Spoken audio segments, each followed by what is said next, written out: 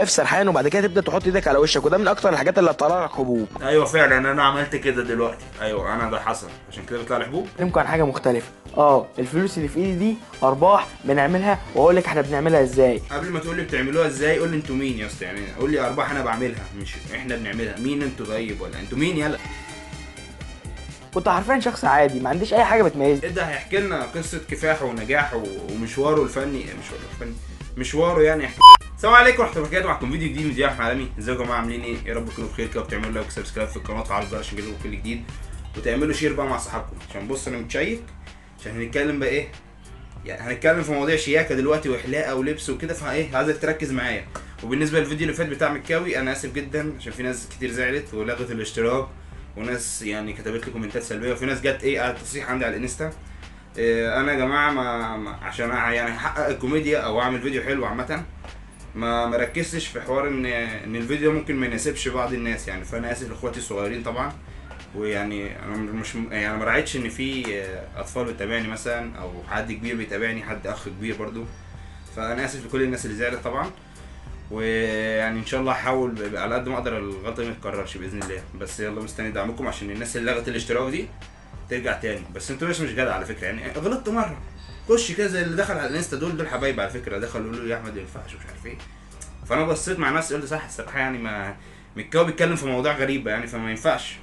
فانا زودتها شويه، او مكاوي زودها شويه. فهنحاول على قد ما نقدر ايه نظبط الموضوع في الفيديو ده باذن الله. ويلا بينا نبدا.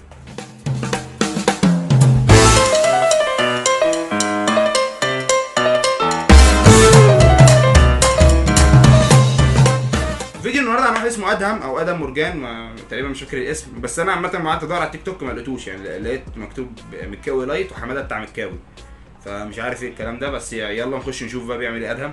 النهارده بقى هقول لك على اشهر 5 هير كاتس ترند في 2023. يلا بينا على طول كده دخلنا على الشعر. طب ما نبدا باللبس وكده فاهم، وبعد كده نطلع يعني. انا اصلا كده بص فضيت يا اسطى، كنت الاول كده. يلا الحمد لله. نبتدي باول ستايل وهو الميسي فرنج. زي ما انت شايف كده الستايل ده اخر شياكه ورايق جدا، وينفع لو سنك تحت ال20. احنا عملنا عليك على فكره رياكت في حوار قصات الشعر ده، كنت بتعمل قصات زباله، بس المره دي رايق فعلا. نيجي بقى لتاني ستايل وهو ستايل الكيرلي اندر كات. عايز اقول لك برضو ان الستايل ده من احسن الستايلات اللي انت ممكن تعملها برضو لو سنك تحت ال20. مش جاي معايا ده، بس اشمعنى يعني تحت ال20؟ يعني انت لو فوق ال20، يعني لو واحد 20 سنه مثلا شعرك انت ايه؟ يلا انت اكبر، انت كبرت خلاص، انت فوق ال20 اعمل حلقات. ايه قول لي ايه الحلقات صح اللي فوق ال20؟ نيجي بقى لتالت ستايل وهو الكلاسيك كويف. عايز اقول لك ان الستايل ده عمره ما بيطلع من موضه، ودايما ترند جدا، وينفع لو سنك تحت ال20 او لو فوق ال20. يعني ستايل الوحيد اللي شكله مش قد كده بيبقى فوق ال20.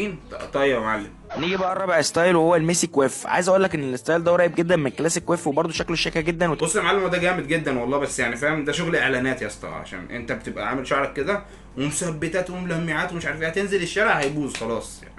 يبقاش ترند جدا السنه دي. نيجي بقى الخامس ستايل ترند جدا برده السنه دي وهو الفرنش كات. عايز اقول لك ان ده من احسن الستايلات اللي انت ممكن تعملها برده بالنسبه لي انا يا معلم، وبالنسبه لذوقي اول ستايل واخر ستايل دول طرش، بس عشان كنت بحب الشعر كير اللي كنت عامله ده فاهم، فحاسسهم قريبين منه فاهم، جامدين. النهارده بقى هقول لكم رايي في اخر منتجات اشتريتها. يلا بينا نبتدي باول حاجه وهي الفازلين الليب سيرابي. عايز اقول لك ان المنتج ده معمول عشان خاطر يرطب الشفايف، وحرفيا بيرطبها بشكل انت ما تتخيلوش. حماده هو معمول عشان شفايف، يعني اسمه فازلين لب مش عارف ايه، لب شفايف تمام.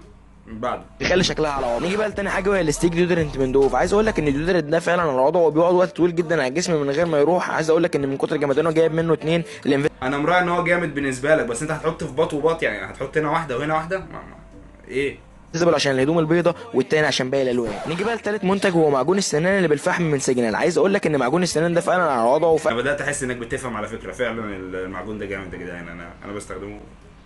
ايه القرف ده يا جدعان؟ في ايه؟ فعلا فرق في بوابات سناني في وقت قليل جدا. نيجي بقى الرابع منتج هو الفيلفت اوركيد من توم فورد. عايز اقول لك ان البرفيوم ده صعب يختلف عن الاثنين بسبب مكوناته اللي هي البرجموت والعسل والفانيليا والياسمين والصندل وود والبرتقال. حرفيا كل الحاجات دي في الازازه دي يا اسطى، يعني البرانجلوروت ليه ما علينا، كل الحاجات دي في الازازه. النهارده بقى هقول لك ليه لسه بيطلع لك حبوب لحد دلوقتي، وازاي تحل المشكله. يلا بينا. يا ريت تقول لي ليه الواحد بيطلع له مثلا حبوب مثلا، عشان نبقى عارفين. يعني عادي طبيعي بيطلع حبوب للناس، بس انت قول لي امشيها ازاي بقى. نبتدي باول حاجه وهي بسيطه، ان انت بتبقى واقف سرحان وبعد كده تبدا تحط ايدك على وشك، وده من اكتر الحاجات اللي هتطلع لك حبوب. ايوه فعلا انا عملت كده دلوقتي. ايوه انا ده حصل عشان كده بيطلع لي حبوب. نيجي بقى لتاني حاجه، وانك لسه بتاكل شوكولاتات كتير وبتاكل حلويات كتير وبتشرب مشروبات غازيه كتير، الاحسن انت الشوكولاته فعلا السبب في الحبوب؟ طب نبطل شوكولاته. تمنع الكلام ده كله وتخليك احسن في الخضروات والفواكه، هتخلي شكلك على وضعه وبشرتك هتفضل على وضعها. نيجي بقى لتالت حاجه، وان انت ما بتستعملش منتجات سكين كير وفاكر بص انا قفشتك ازاي؟ انت كنت ماشي كويس مره واحده ايه، هجيب لك منتج زي تي جيلي، وهو مكاوي بيعمل كده فاهم، بيجيب لك العلبه كده ويقعد يعمل لك كده بقى كده. لحد دلوقتي ان منتجات السكين كير للبنات بس. عايز اقول لك ان هي مش للبنات بس، للرجاله كمان، ولو ما تعرفش تستعملها هقول لك في الفيديو الجاي تستعملها ازاي. نيجي بقى الرابع حاجه ببساطه، ان انت ما بتشربش ميه كتير على مدار اليوم. قلنا قبل كده ان انت لازم تشرب مش اقل من 3 ل 4 لتر في اليوم عشان خاطر تخلي بشرتك على وضعها. تفتكر يعني ده السبب؟ اصلا انا بص ممكن في يوم يعني اشرب مرتين، مره الصبح ومره بالليل، وانسى بقيه اليوم فاهم، ما بركزش في حوار الميه ده. فالصيف جاي يعني هنركز كده. النهارده بقى يا جماعه انا جاي اكلمكم عن حاجه مختلفه. الفلوس اللي في ايدي دي ارباح بنعملها، واقول لك احنا بنعملها ازاي. قبل ما تقول لي بتعملوها ازاي قول لي انتوا مين يا اسطى، يعني قول لي ارباح انا بعملها مش احنا بنعملها. مين انتوا طيب؟ ولا انتوا مين يلا؟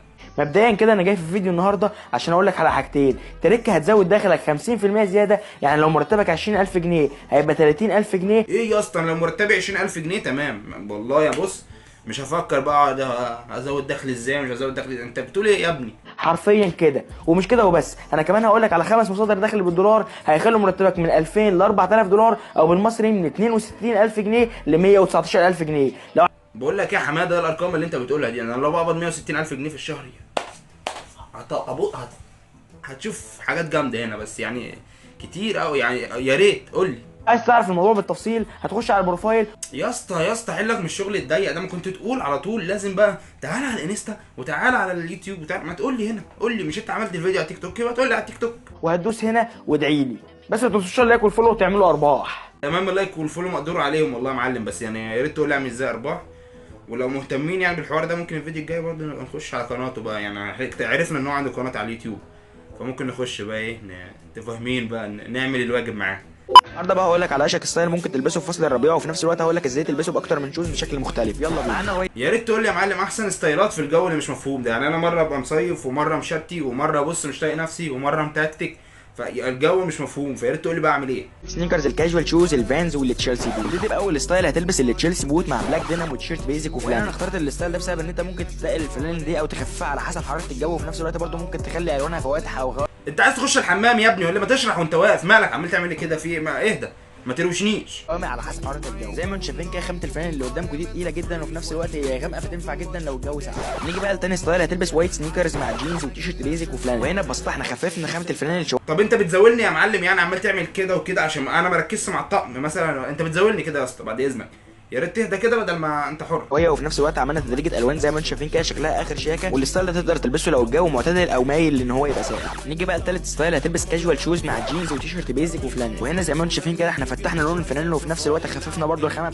بص يا اسطى، يعني انت حاول تجيب يعني مقاسات اكبر شويه فاهم، مش عيب يا اسطى عادي، انا تخين اهو شويه فبجيب مقاسات فاهم تناسبني، فيا ريت تجيب مقاسات تناسبك لغايه ما تخس بقى فاهم. يعني انت لو في دماغك مثلا تعمل فورمه او تخس فاظبط الموضوع ده فاهم، يعني مش حاجه عيب والله. يعني انت تخين او انا تخين، انا عادي انا تخين يا معلم، فبجيب حاجه تناسبني، ما البس كده لبس شكلي يبقى غريب فيه بتاعتها. والستايل ده تقدر تلبسه لو الجو معتدل او مايل ان هو يبقى حر.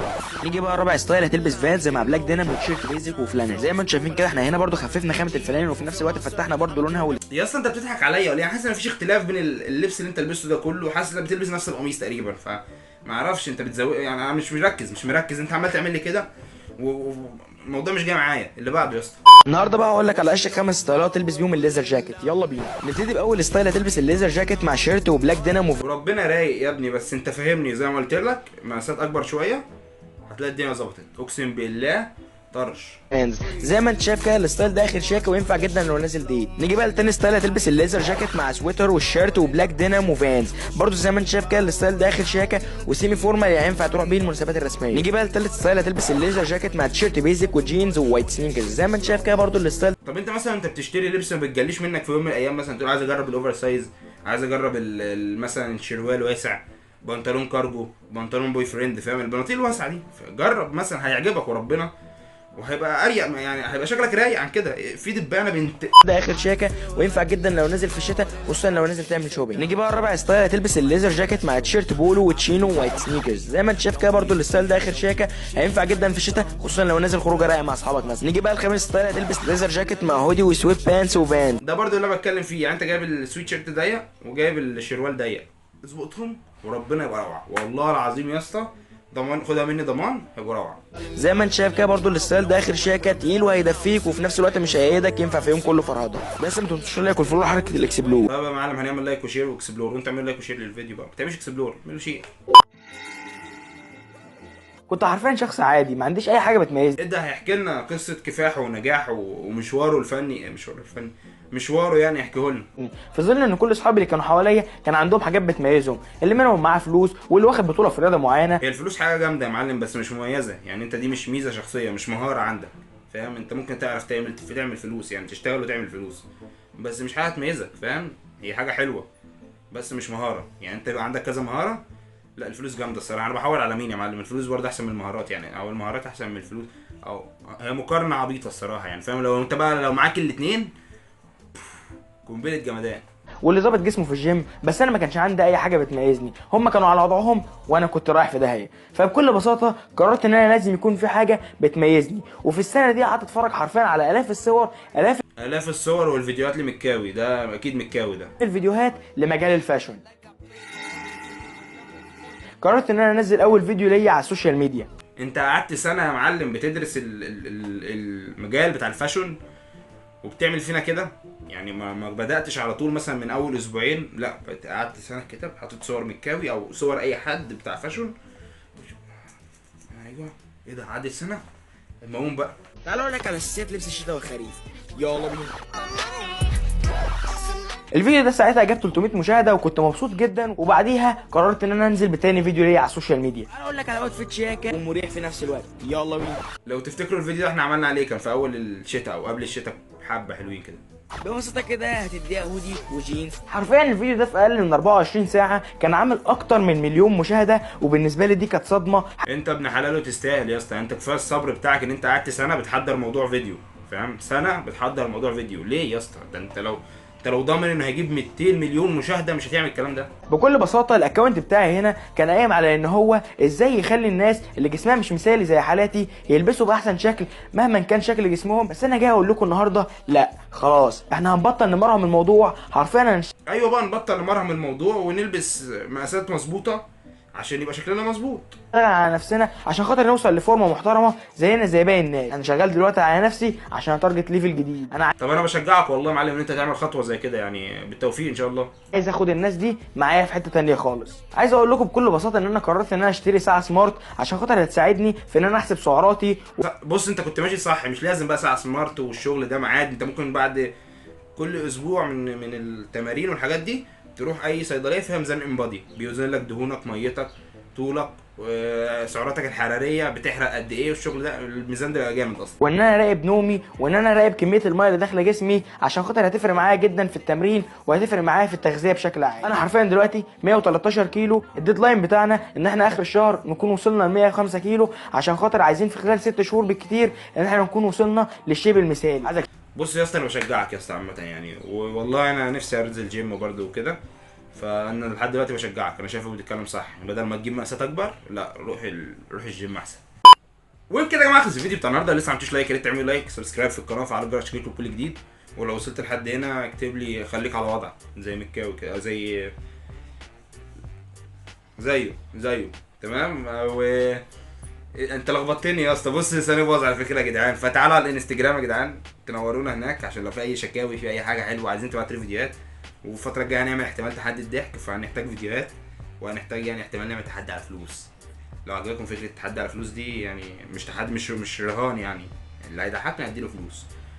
بس هو اي نعم مبلغ قليل بس يعني ما علينا. تعالى يا اسطى لسه ونتفاهم هناك كده. السلام عليكم.